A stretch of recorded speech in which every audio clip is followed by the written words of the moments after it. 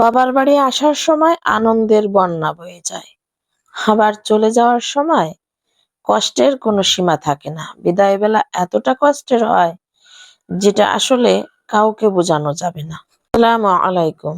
আজকের ভিডিওতে থাকছে বাবার বাড়ি থেকে চলে যাওয়ার কষ্টের সেই মুহূর্তগুলো আমি আপনাদের সঙ্গে শেয়ার করব। আরো শেয়ার করব পদ্মা সেতুর উপর দিয়ে যাওয়ার অনুভূতিটা এবং বাসায় গিয়ে রেডিমেড খাবার। এই তো সকাল সকাল আমরা নাস্তা শেষ করে রেডি হয়ে নিলাম এবং রেডি হওয়ার সাথে সাথে আমার ভাইয়েরা ভ্যান নিয়ে আসছে।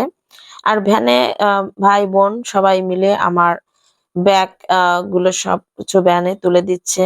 আর সবাই একসাথে উঠানে বসে বিদায়ের সেই মুহূর্তটা খুব কষ্টের ছিল এবং আমার মেয়ে তো তার মামিদের জড়িয়ে ধরে খুব কান্না করছে। আর আমি তো আমার মাকে ধরে রাস্তা অব্দি